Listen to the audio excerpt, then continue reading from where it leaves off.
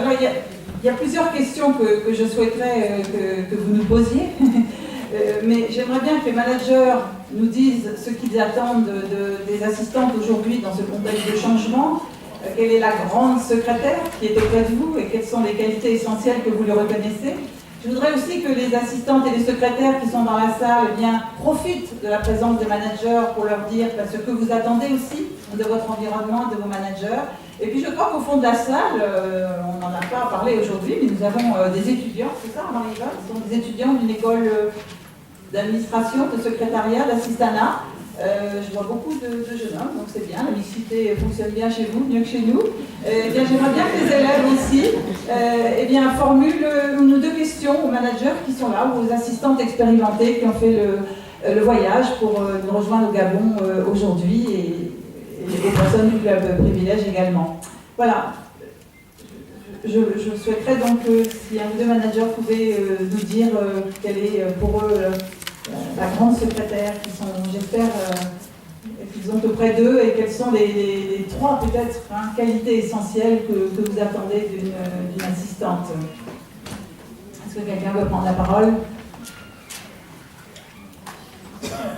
Pour cela, j'interpelle nos patrons, vraiment soyez respectueux envers nous, parce que seul le respect amène à la compréhension de toutes choses.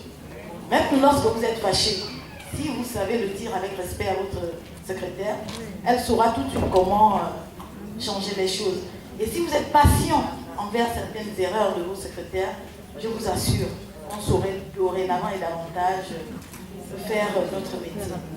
Donc là aussi un problème d'image. Exécutive, avec la polyvalence qui est aujourd'hui, un assistant du manager peut faire autre chose.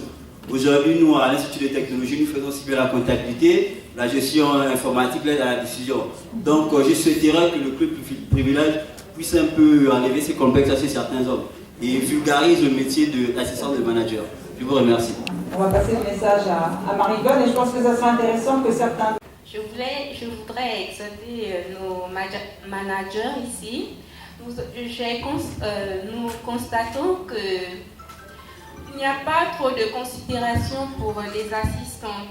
Les patrons parfois parlent aux assistantes au bout de la porte au moment où ils sortent. C'est là où ils laissent les consignes.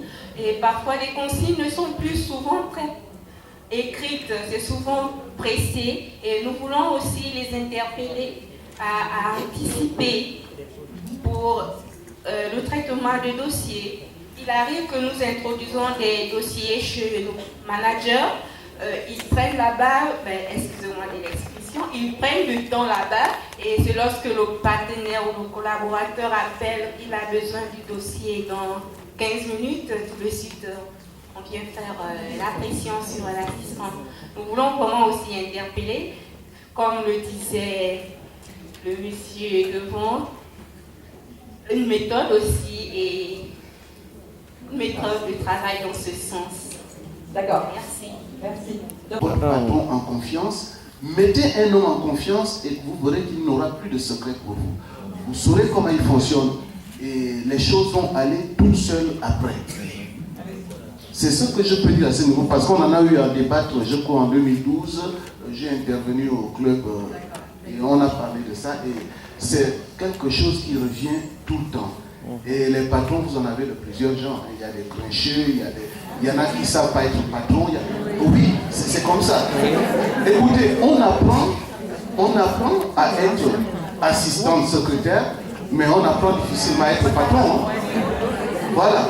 Et comme l'avait dit le ministre Ouyemba, derrière un grand patron, hein? Secrétaire. Il y a une grande assistante. Et c'est l'assistante qui fait le patron. Donc, ayez ça en tête. Lorsque vous travaillez, prenez ça avec vous. Vous allez pour mettre cet homme-là en confiance. Vous savez, quand nous venons le matin, nous avons plusieurs problèmes. Nous subissons beaucoup de pression. Le patron qui est devant vous, il y a un conseil d'administration qui lui donne des instructions, il a des choses à respecter, il a l'environnement, il y a la concurrence, et puis tout ça, c'est sur lui. Donc, vous êtes là pour organiser sa vie au travail. Vous organisez sa vie, son environnement. C'est comme à la maison, son épouse va organiser à la maison. ne partez pas du fait qu'il ne veut pas ci, donc je ne fais pas. Non, si mon enfant ne peut pas faire ça, je vais l'amener à le faire. C'est ce que vous devez avoir.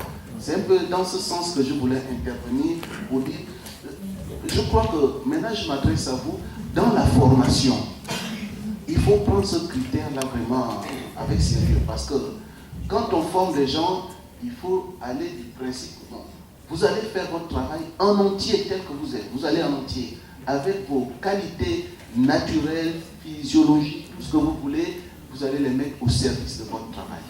Et vous verrez que les choses vont aller mieux. C'est un peu ma contribution.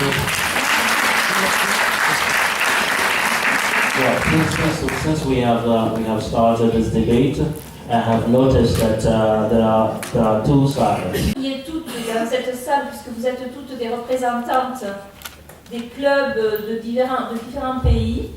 Et il y a Michel aussi, qui a entrepris un projet absolument fabuleux autour de concours de meilleures assistantes et puis de mise en valeur de la profession à l'échelon mondial.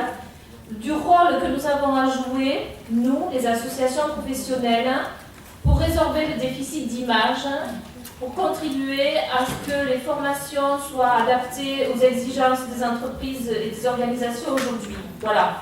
Donc, nos clubs, nos associations sont des organes, des organismes déterminants pour l'avenir de notre métier, sa représentation, mais aussi sa mission auquel il faut s'adapter et pour lesquels il faut se professionnaliser en permanence. Vous êtes là, je le répète, je l'ai dit au début, pour aider à la décision, pour aider aux relations, pour soutenir en permanence vos managers. Ça aussi, ayez-le en tête, pour demander les formations qui vous permettent de répondre à ces attentes. Des formations qui vous permettent d'être plus polyvalent, des formations qui vous permettent de vous spécialiser si vous avez envie de progresser, parce qu'on sait bien que souvent c'est la spécialisation, l'acquisition d'une expertise dans un domaine pointu qui permet la progression, qui permet de devenir quelqu'un de soit spécialisé, soit carrément de changer de métier. On voit bien que des assistants, des secrétaires par exemple, qui se sont spécialisés dans la communication, dans les ressources humaines, qui se sont formés, qui ont acquis une expertise par exemple sur la paye ou sur la qualité, qui sont devenus des assistants qualité, peuvent, avec l'acquisition et la formation tout au long de la vie, devenir, pourquoi pas, responsable qualité ou responsable communication. Si vous voulez progresser, formez-vous en permanence et allez dans des niches où il y a un besoin, une attente.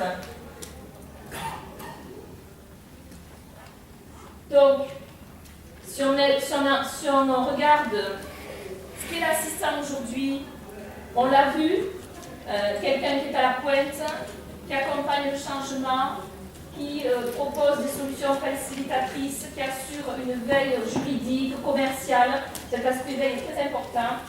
Si vous vous projetez à demain, encore une fois, il est de votre responsabilité de construire ce que sera votre métier demain. Un assistant responsable, un communicant 2.0 au top des technologies et quelqu'un qui se montre capable de piloter des projets.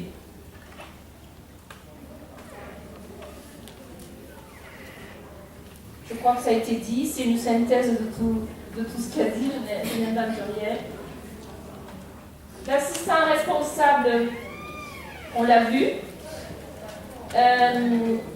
Je dirais que dans la responsabilité sociétale et environnementale, il y a tout ce qui touche au développement durable, on en a largement parlé, mais il y a aussi, et c'est là qu'on aborde le sujet qui doit intéresser les étudiants qui sont au fond de la salle, ils sont en formation, ils ont besoin de vous aussi pour les aider à avoir des représentations exactes des exigences de nos métiers. Je ne sais pas quel genre de passerelle vous mettez ensemble, vous mettez en place dans vos différents pays pour créer des liens entre l'éducation et le monde de l'entreprise.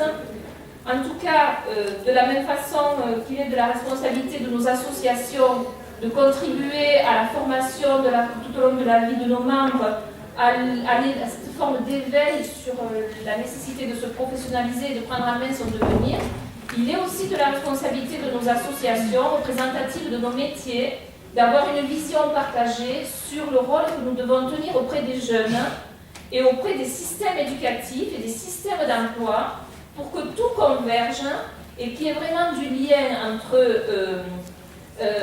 les besoins de l'entreprise et ce qui est fait en amont pour préparer les apprenants aux réalités professionnelles. Et j'utilise volontairement le terme apprenant parce que on entend par apprenant un jeune qui est à l'école, mais aussi un apprenant tout au long de la vie. Et il est de notre responsabilité aussi de participer au référentiel de formation continue pour les adultes qui sont opérés par le ministère du Travail ou différents ministères qui construisent des référentiels de formation. Alors, je dirais que secrétariat, éco-responsabilité, formation tout au long de la vie, en permanence, nous devons essayer de faire le tri entre ce qui dépend de nous et ce qui dépend des autres. On a eu, j'ai entendu pendant le débat souvent des personnes qui se renvoyaient la balle. C'est de la faute de l'autre, c'est de la faute du patron.